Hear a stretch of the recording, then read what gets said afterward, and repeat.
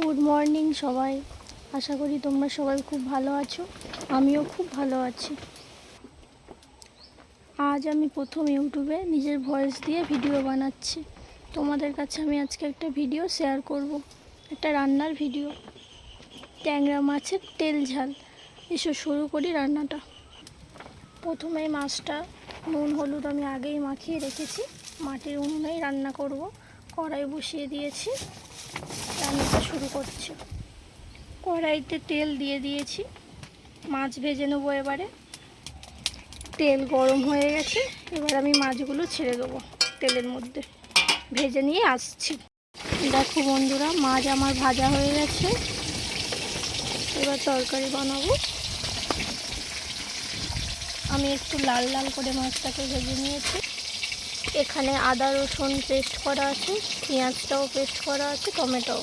এগুলো আমি আগে থেকেই পেস্ট করে রেখে দিয়েছি। মাছ ভাজার তেলটা আছে, এবার আমি একে একে তো মশলাগুলো দিয়ে দেবো। পেঁয়াজ বাটা, পেঁয়াজের কাঁচা গন্ধটা কেটে গেলে তারপরে আমি দেবো আদা রসুন বাটা। এবার আমি দিচ্ছি আদা রসুন বাটা।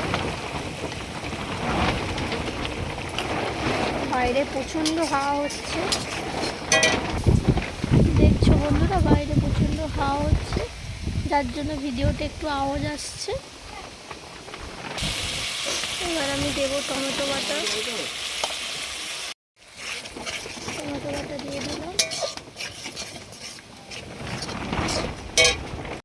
হলুদ গুঁড়ো, লঙ্কা গুঁড়ো, নুন সব দিয়ে দিলাম। মশলাটা করার গায়ে যাতে লেগে না যায় তার জন্য একটু জল দিয়েছি। দিয়ে মশলাটা এবার ভালো করে কষিয়ে নেবো যতক্ষণ না তেল ছাড়ে। মশলা থেকে এবার তেল ছেড়ে দিয়েছে, এবার আমি জল ঢেলে দেবো। দেখো বন্ধুরা, ঝোলটা ফুটে উঠেছে, আমি এবার মাছগুলোকে দিয়ে দেবো।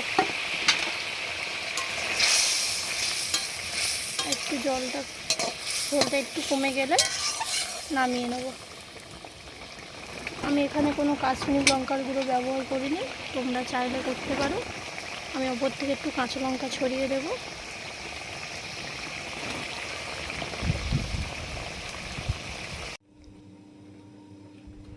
দেখো বন্ধুরা, আমার রান্নাটা একদমই হয়ে গেছে, আমি নামিয়ে নিয়েছি। এবার খেয়ে দেখাবো কেমন হয়েছে।